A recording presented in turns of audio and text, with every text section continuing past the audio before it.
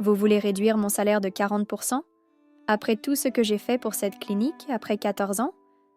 Vous devez vous moquer de moi. Je m'appelle Clara Morales et j'ai 35 ans. J'ai passé 14 ans dans cette clinique, non seulement pour y travailler, mais aussi pour la construire à partir de zéro. Les mots sont suspendus dans l'air comme une gifle. Mes mains tremblent tandis que je fixe l'email, l'écran se brouillant au fur et à mesure que ma vision s'embrouille.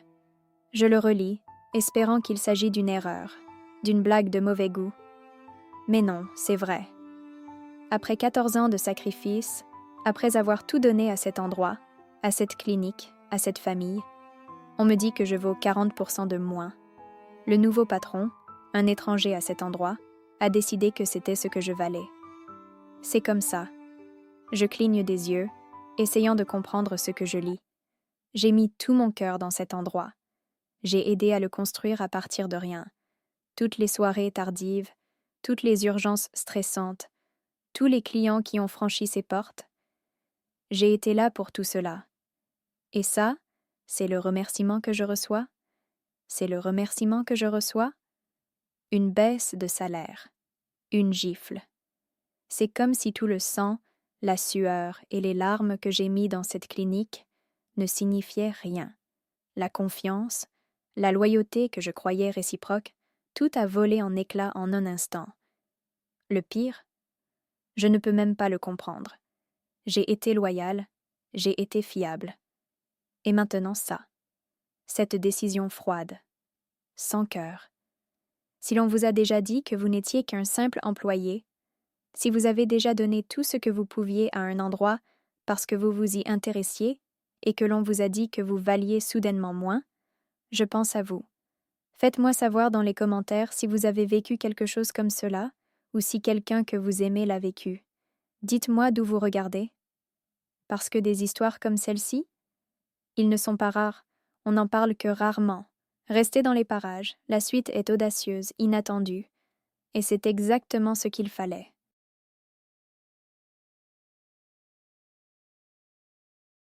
Lorsque j'ai franchi ces portes pour la première fois, il s'agissait d'une petite entreprise modeste. Elle n'avait rien à voir avec l'entreprise florissante qu'elle est aujourd'hui. Je me souviens des premiers jours, des nuits tardives, des moments où nous ne savions pas si nous allions tenir une semaine de plus. Mais je suis restée. Je suis restée parce que je me sentais chez moi dans cet endroit. Ce n'était pas seulement un travail, c'était quelque chose que j'avais aidé à construire, quelque chose en quoi je croyais. Au fil du temps, c'est devenu plus qu'un lieu de travail. C'est devenu ma deuxième maison, les gens ici, ma famille. J'étais là quand les choses étaient difficiles, quand nous ne pouvions pas nous permettre de nouveaux équipements, ou que nous devions dépenser chaque dollar. Et j'étais là quand nous avons fait notre première grande percée, quand la clinique a enfin commencé à connaître le succès. Je me souviens de la première fois où nous avons atteint nos chiffres et où tout le monde a applaudi, sachant que c'était une victoire pour nous tous. J'ai passé d'innombrables heures, sacrifiant du temps avec ma propre famille, travaillant les week-ends et les jours fériés, parce que je croyais en ce que nous faisions. Je croyais en la différence que nous faisions dans la communauté. Et la clinique s'est développée. Mais j'étais plus qu'un simple employé. J'étais la colonne vertébrale.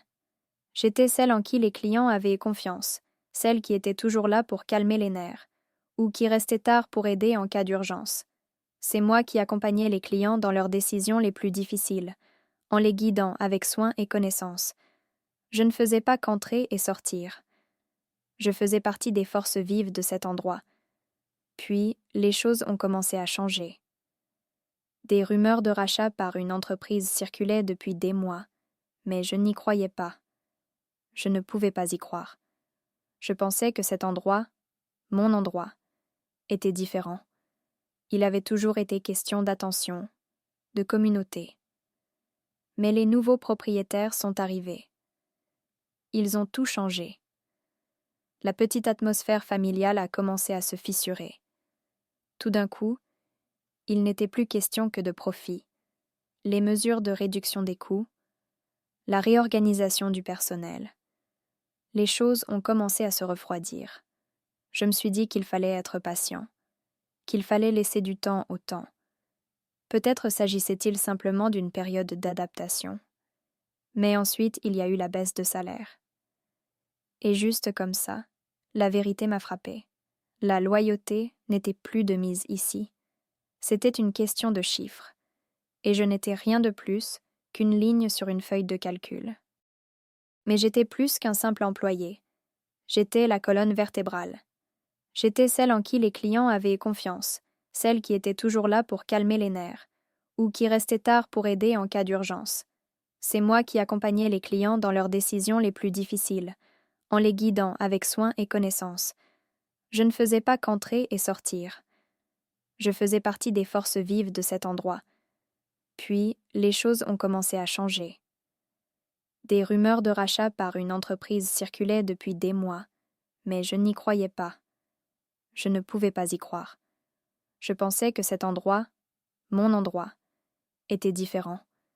Il avait toujours été question d'attention, de communauté. Mais les nouveaux propriétaires sont arrivés. Ils ont tout changé. La petite atmosphère familiale a commencé à se fissurer. Tout d'un coup, il n'était plus question que de profit. Les mesures de réduction des coûts, la réorganisation du personnel. Les choses ont commencé à se refroidir. Je me suis dit qu'il fallait être patient, qu'il fallait laisser du temps au temps. Peut-être s'agissait-il simplement d'une période d'adaptation. Mais ensuite, il y a eu la baisse de salaire. Et juste comme ça, la vérité m'a frappée. La loyauté n'était plus de mise ici. C'était une question de chiffres. Et je n'étais rien de plus qu'une ligne sur une feuille de calcul. Au début, les changements étaient minimes, presque imperceptibles. Un changement dans la façon dont les choses étaient gérées, mais rien qui n'ait déclenché d'alarme tout de suite. La nouvelle direction est arrivée avec un regard neuf, du moins c'est ce qu'elle a dit. Mais lentement, j'ai commencé à sentir la tension dans l'air. Ce n'était plus le même endroit. La chaleur, le sens de la communauté, tout cela disparaissait, remplacé par quelque chose de froid, d'impersonnel. Le premier signe a été la façon dont les réunions étaient menées. Autrefois, nous nous asseyions autour d'une table, nous parlions ouvertement, nous partagions nos idées et nous résolvions les problèmes ensemble. C'était une atmosphère de collaboration. Mais à présent, les réunions ressemblèrent davantage à des interrogatoires. Le nouveau patron arrivait avec une feuille de calcul exigeant des chiffres, des objectifs et des délais. Il n'était pas question de soins aux patients, ni des clients avec lesquels nous avions noué des relations au fil des ans. Au contraire, tout était question d'efficacité et de profit. Il voulait savoir à quelle vitesse nous pouvions travailler, combien de patients nous pouvions voir en une journée, dans quelle mesure nous pouvions réduire les coûts sans affecter le résultat net. Peu importe que la clinique se porte bien financièrement, les chiffres étaient bons. Mais soudain, cela n'a plus suffi. On nous demandait de faire plus avec moins, plus d'heures, plus de travail et moins de ressources. Et lorsque nous exprimions nos préoccupations, la réponse était toujours la même. Nous devons être plus efficaces. Il n'y a eu aucune reconnaissance des longues heures de travail que nous avions déjà effectuées, aucune appréciation des sacrifices que nous avions faits pour assurer le bon fonctionnement de la clinique. Nous avions l'impression d'être traités comme des machines, chacun d'entre nous n'étant qu'un rouage du système, poussant vers un objectif arbitraire qui ne se souciait pas des personnes que nous servions. Et puis, il y avait le patron. Son attitude n'avait rien à voir avec celle à laquelle j'étais habituée. Il était agressif, exigeant et complètement déconnecté de la culture de la clinique. Il ne comprenait pas pourquoi nous ne pouvions pas faire des économies, pourquoi nous ne pouvions pas pousser le personnel plus loin. Lorsqu'il a réduit les avantages sociaux et commencé à appliquer les politiques de l'entreprise sans se soucier du bien-être de l'équipe, j'ai senti la tension monter. Je n'étais pas la seule à remarquer ce changement. Mes collègues commençaient à le ressentir aussi. La peur était palpable dans l'air. Les gens commençaient à se demander s'ils auraient encore un emploi demain, et certains partèrent déjà. Certains ne supportèrent plus la pression, d'autres ne supportèrent plus l'atmosphère de l'entreprise. où le contact personnel que nous avions établi avec nos clients se perdait. L'un après l'autre, ils sont partis.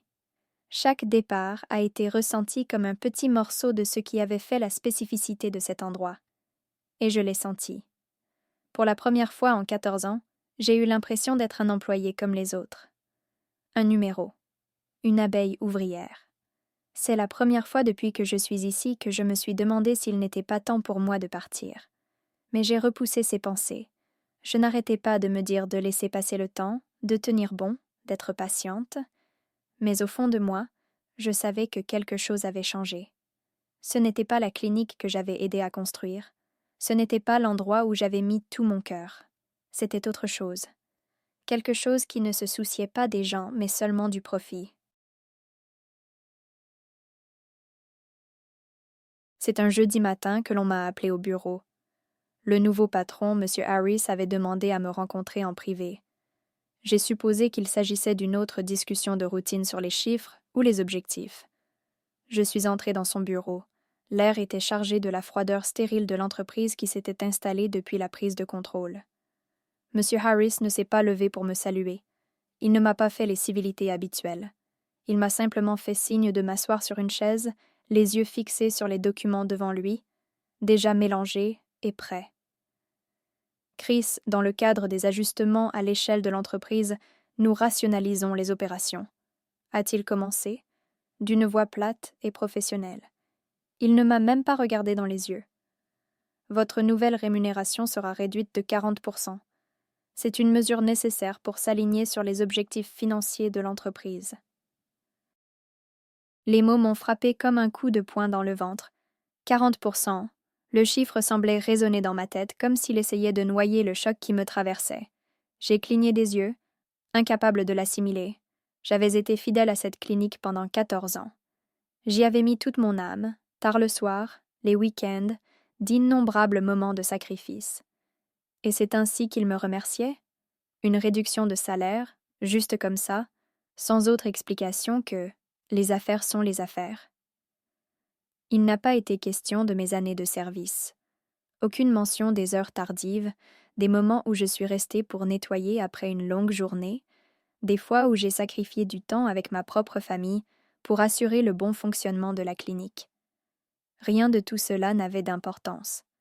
M. Harris ne se souciait pas de tout cela. Pour lui, je n'étais qu'un chiffre de plus sur une feuille de calcul, facilement remplaçable, un rouage dans une machine que l'on pouvait ajuster si nécessaire.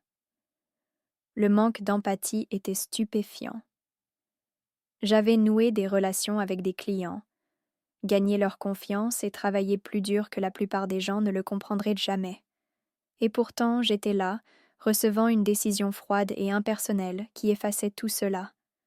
Je me suis sentie petite, invisible et complètement irrespectueuse. Ce n'était pas seulement une question d'argent. Il s'agissait d'être sous-estimée, d'être rejetée après des années de dévouement. C'est à ce moment-là que j'ai réalisé que la clinique avait changé pour toujours, et je n'étais plus sûre qu'il y avait une place pour moi. Je suis restée là engourdie, le poids de la trahison s'enfonçant à chaque seconde qui passait.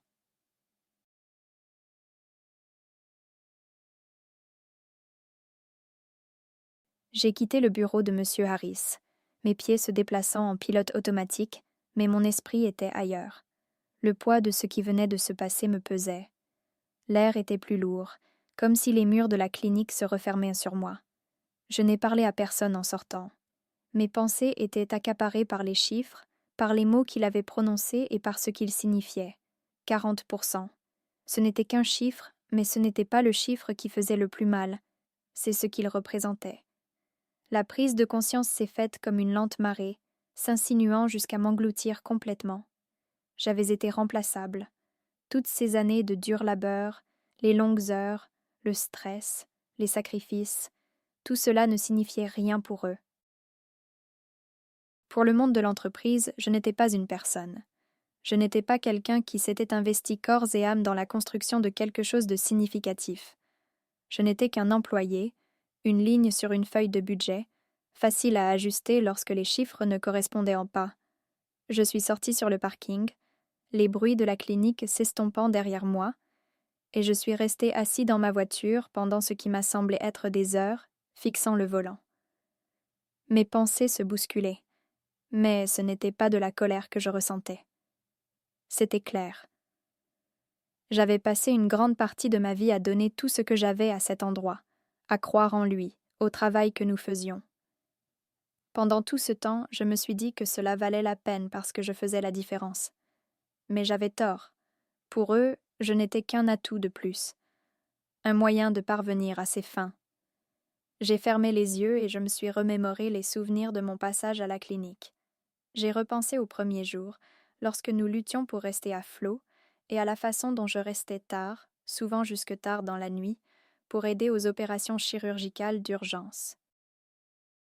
J'ai pensé aux clients qui étaient venus dans les pires moments de leur vie, et à la façon dont je m'étais personnellement assurée qu'ils recevaient les meilleurs soins possibles. J'avais toujours été celle qui se présentait, celle qui se souciait le plus des autres, celle qui se surpassait sans le moindre état d'âme. Je me suis souvenu des fois où j'étais arrivée tôt pour me préparer, ou où j'avais travaillé pendant le déjeuner parce que nous manquions de personnel. Je me suis souvenu de la façon dont la clinique avait été perçue comme une famille. Ce n'était pas seulement une entreprise, c'était un endroit sur lequel les gens comptaient. Et j'en avais fait partie. Mais maintenant, tout cela avait disparu. Ce que j'avais construit, ce que j'avais aidé à créer, n'avait plus d'importance. J'ai passé mes doigts sur le volant, sentant la surface lisse et froide. Je n'étais pas en colère, pas encore. Mais j'avais fini. J'avais été loyale pendant si longtemps, j'avais fait confiance au processus, j'avais travaillé jusqu'à l'os. Et maintenant, c'était clair, la loyauté ne signifiait rien pour eux. La clinique n'était plus un lieu de soins et de confiance, c'était juste une autre machine d'entreprise et je n'y avais plus ma place. Je suis restée assise pendant un long moment, laissant les choses se mettre en place. Il ne s'agissait pas seulement d'une baisse de salaire, mais de respect, de la reconnaissance du fait que j'avais tout donné pour quelque chose en quoi je croyais. Et maintenant, je me suis rendu compte qu'ils ne le voyaient pas. Ils s'en fichaient. La décision a commencé à se cristalliser. Je ne me laisserai pas faire. J'avais travaillé trop dur, j'avais fait trop de sacrifices. Il ne s'agissait pas seulement d'exercer des représailles ou de me venger, mais de retrouver ma dignité. Il s'agissait de ne pas laisser quelqu'un d'autre définir ma valeur, en particulier lorsqu'il ne comprenait pas la valeur de ce que j'avais apporté. J'ai démarré la voiture et je suis sortie du parking, la clinique s'effaçant derrière moi. Le chemin à parcourir était incertain, mais je savais une chose avec certitude. Je n'allais pas être une victime dans cette affaire. J'allais prendre le contrôle. Je construirais quelque chose de nouveau, quelque chose qui n'oublierait pas les personnes qui ont fait de la clinique ce qu'elle était, quelque chose qui valorise plus que les résultats financiers, quelque chose qui ne pourrait jamais m'être enlevé. Je n'allais pas simplement m'en aller, j'allais me lever et créer quelque chose de meilleur, pour moi, pour ma propre dignité. Il était temps de passer à autre chose. Il était temps de changer.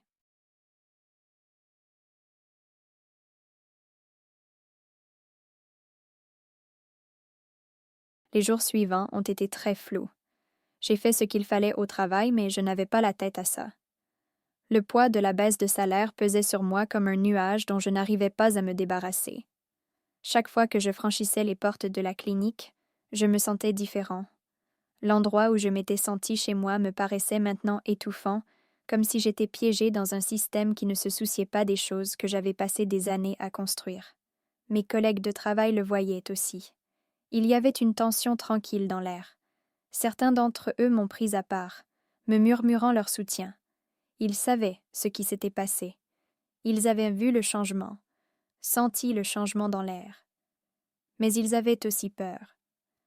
Le nouveau régime avait déjà fait comprendre que la loyauté ne signifiait rien, et que personne n'était à l'abri.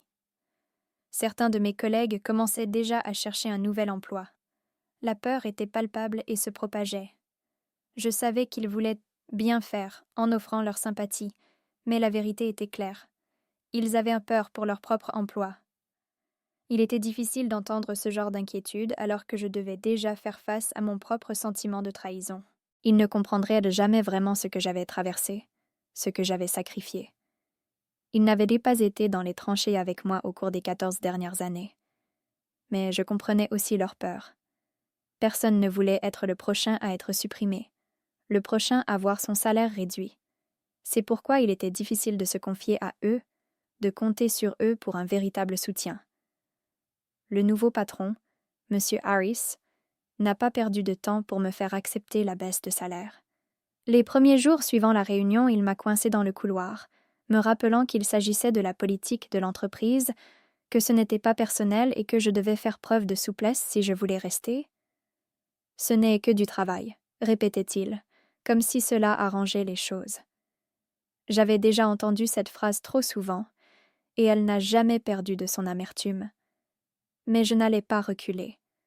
Je sentais la pression monter en moi, l'envie d'argumenter, de m'emporter, mais je savais que ce n'était pas la bonne façon de gérer la situation. Je ne voulais pas lui donner la satisfaction de me voir perdre le contrôle. Au lieu de cela, j'ai gardé ma réponse mesurée, calme, même si mes entrailles criaient. « Je n'accepte pas la baisse de salaire », ai-je dit, « et je ne vais pas rester dans un endroit qui ne me valorise pas. »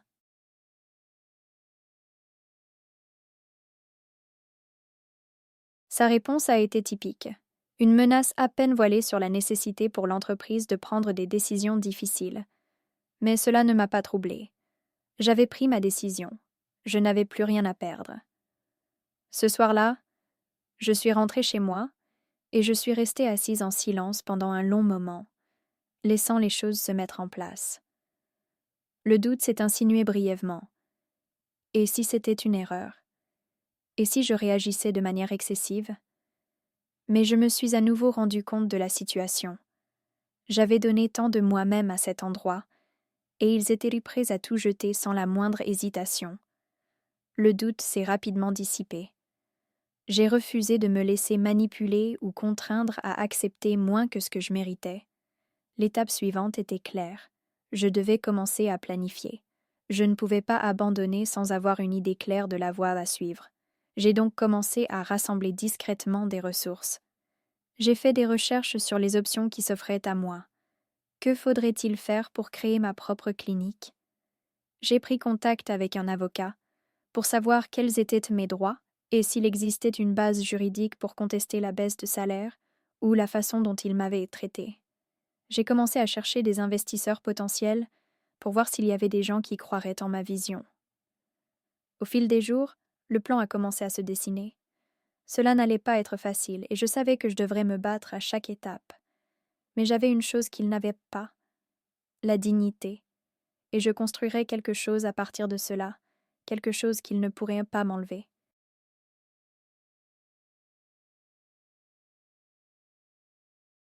Les jours qui ont suivi ma décision ont été remplis d'une détermination tranquille. J'ai refusé de me laisser écraser par le poids de ce qui s'était passé. Au contraire, je m'en suis servi comme d'un carburant pour aller de l'avant, en jetant méthodiquement les bases d'un avenir qui ne dépendrait que de moi. J'ai commencé par tout documenter. Chaque courriel, chaque évaluation des performances, chaque élément susceptible de prouver mon rôle essentiel dans le succès de la clinique. J'ai fait défiler de vieux dossiers, des courriels sauvegardés de clients qui avaient loué mon travail, des rappels des longues nuits que j'avais passées à veiller au bon fonctionnement de la clinique. On ne peut pas le nier, j'ai été la colonne vertébrale de cet endroit. J'avais noué des relations avec des clients, gagné leur confiance et je m'étais surpassée. Ce n'était pas quelque chose qu'ils pouvaient effacer avec une réduction de salaire. Mais la documentation n'était qu'un début. Je devais savoir où j'en étais et quelles étaient mes options. Je me suis adressée à d'anciens contacts, des clients qui m'avaient suivi au fil des ans, des personnes qui connaissaient le type de soins que je prodiguais. Eux aussi ont vu les changements à la clinique, et ils ne sont pas contents. Certains avaient déjà exprimé leur mécontentement à l'égard de la nouvelle direction, d'autres attendaient simplement la bonne occasion pour partir. Je n'allais pas les laisser tomber. Je savais que je pouvais leur offrir quelque chose de mieux, quelque chose qui n'était pas motivé par les chiffres, mais par un véritable engagement en faveur des soins. J'ai également commencé à parler à quelques anciens collègues, ceux qui n'avaient pas été emportés par la vague de l'entreprise. Certains cherchaient déjà un nouvel emploi. D'autres étaient désillusionnés mais avaient peur de sauter le pas.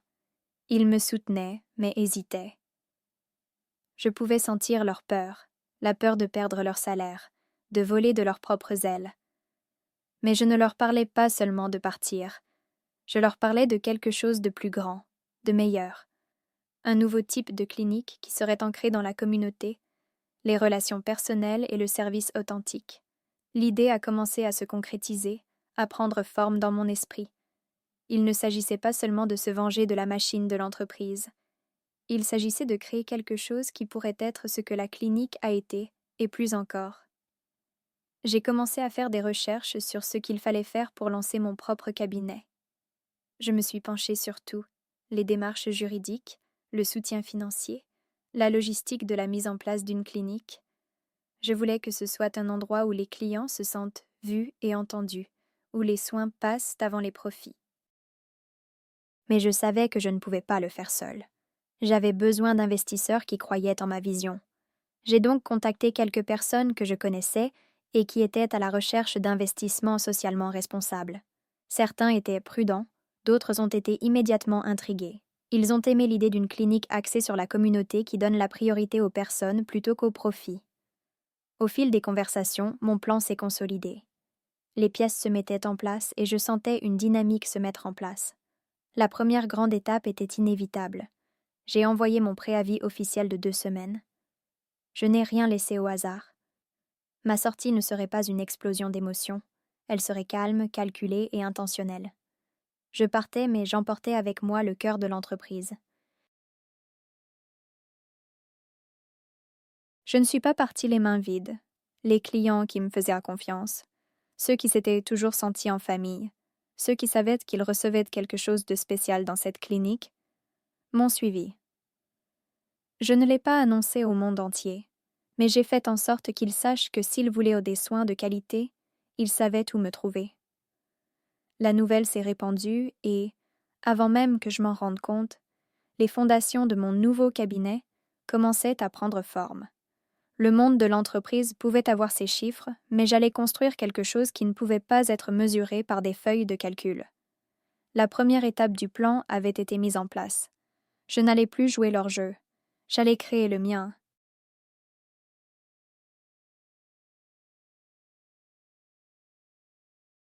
Au fil des jours, l'élan en faveur de ma nouvelle clinique s'est renforcé.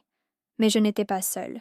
Une poignée d'anciens collègues, qui avaient assisté au déclin de la clinique mais craignaient le régime de l'entreprise, ont commencé à me tendre la main. Ils m'ont dit qu'ils ne supportaient pas ce que faisait la nouvelle direction et qu'ils envisagèrent de partir, mais qu'ils n'avaient pas eu l'impression qu'il y avait une option jusqu'à présent. Certains avaient même commencé à parler à leurs clients, les informant subtilement de mes projets. La nouvelle s'est rapidement répandue, et quelques clients fidèles m'ont fait savoir qu'ils me suivraient dans mon nouveau cabinet. C'était une validation, et cela a renforcé ma détermination.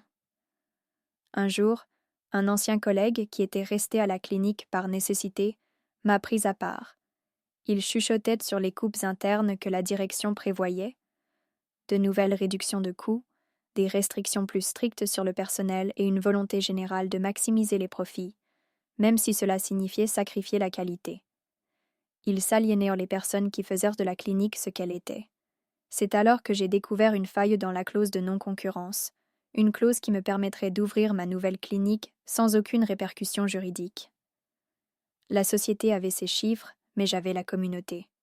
Et c'est ce qui a fait toute la différence. Le jour de l'ouverture de ma nouvelle clinique a été tout ce pourquoi j'avais travaillé, et plus encore. L'ouverture n'était pas seulement une célébration, c'était une déclaration. Les clients fidèles, ceux qui me soutiennent depuis des années, remplissent la salle d'attente, chacun offrant une poignée de main, un sourire ou un mot gentil. La couverture médiatique a été modeste, mais cela n'a pas eu d'importance. L'engouement était réel. Le changement au sein de la communauté était tangible. Ma clinique était plus qu'une simple entreprise. Elle était le reflet de la confiance que nous avions bâtie ensemble, un lieu où les soins et la connexion passaient avant tout. Pendant ce temps, la clinique de l'entreprise commençait à s'effilocher. La nouvelle de ma nouvelle entreprise s'est rapidement répandue, et avec elle, les clients ont commencé à partir en masse. La volonté de la direction de privilégier le profit au détriment des personnes s'était aliéné ceux qui avaient rebâti la réputation de la clinique. Les membres du personnel étaient malheureux, surchargés de travail et ne se sentaient pas soutenus. Les dirigeants de l'entreprise ont lutté pour garder le contrôle, mais le mal était fait. En entrant dans ma clinique ce matin-là, calme et concentrée, je savais exactement ce qui se passait. L'entreprise était en train de perdre son emprise. Quelques anciens collègues de travail, lassés du nouveau régime, ont commencé à se renseigner sur les postes à pourvoir auprès de moi. La clinique d'entreprise se démenait, essayant de remplacer les talents qu'elle avait chassés. C'était clair maintenant. J'avais l'avantage. La chute de la clinique d'entreprise a été lente, mais inévitable. Avec chaque client qui partait pour ma nouvelle clinique, les fissures dans leur façade soigneusement construite s'élargissaient. Ce qu'ils n'ont pas compris, c'est que le succès ne repose pas uniquement sur des chiffres ou des feuilles de calcul, mais aussi sur la confiance, sur les relations, sur les soins personnels que nous avons prodigués pendant des années. Et maintenant, cela s'éloigne. Le nouveau patron a essayé de rallier le personnel, de le pousser plus fort, d'exiger davantage, mais le moral s'était déjà effondré. Les employés étaient épuisés, leur loyauté brisée. Les clients qui avaient fait confiance à la clinique se sont sentis trahis et n'avaient donc pas l'intention de revenir. La réputation que la clinique d'entreprise avait mis des années à construire a été ternie en l'espace de quelques mois. Pendant ce temps, je me tenais à l'écart, observant la scène avec un sentiment de satisfaction tranquille.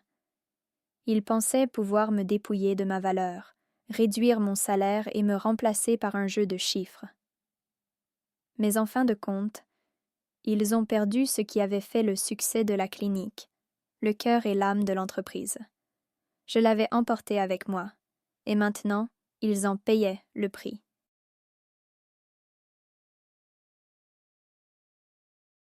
Debout dans ma nouvelle clinique, l'endroit qui m'avait semblé être un rêve impossible, je ne pouvais m'empêcher de réfléchir au chemin parcouru. Ce n'était pas seulement le succès de l'entreprise, c'était aussi le voyage qui m'avait amené là. Pendant des années, j'ai été négligée, sous-estimée et traitée comme un élément dont on peut se passer. J'avais tout donné à la clinique de l'entreprise, qui m'avait jetée sans ménagement.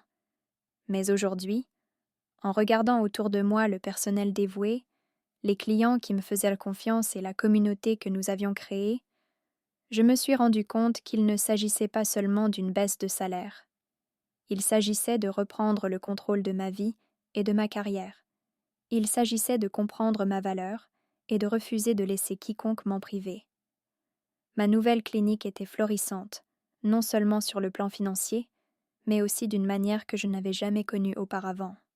La satisfaction de savoir que je faisais un travail qui comptait vraiment, l'accomplissement de construire quelque chose à partir de zéro, et la joie d'aider les gens sans les contraintes de la cupidité des entreprises étaient la récompense que je recherchais depuis le début.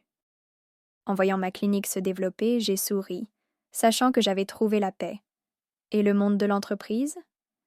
Il continuait à patauger, perdu dans sa quête de profit, sans jamais réaliser que le cœur de l'entreprise était déjà parti.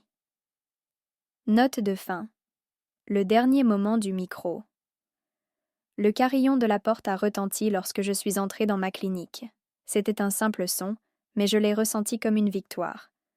Les clients attendaient déjà, le sourire aux lèvres, m'accueillant chaleureusement avec la même confiance qu'ils m'ont toujours témoignée. C'était désormais mon espace, et il reposait sur quelque chose de réel. Il ne s'agissait pas de chiffres ou de quotas, mais de personnes, de l'attention, de faire la différence. J'ai regardé les membres du personnel, qui travaillaient tous ensemble dans le même but. Nous étions en train de construire quelque chose d'important, quelque chose qui ne pouvait pas être mesuré par une feuille de calcul. C'était ma vie maintenant. En jetant un coup d'œil par la fenêtre, je n'ai pas pu m'empêcher de penser à la clinique d'entreprise au loin, qui luttait pour se maintenir à flot. Les murs se refermaient sur eux, leurs chiffres et leurs marges bénéficiaires n'avaient plus de sens sans le cœur de l'entreprise qui y vivait auparavant. J'ai pris une grande inspiration, sentant le poids de tout ce qui m'avait conduite à ce moment.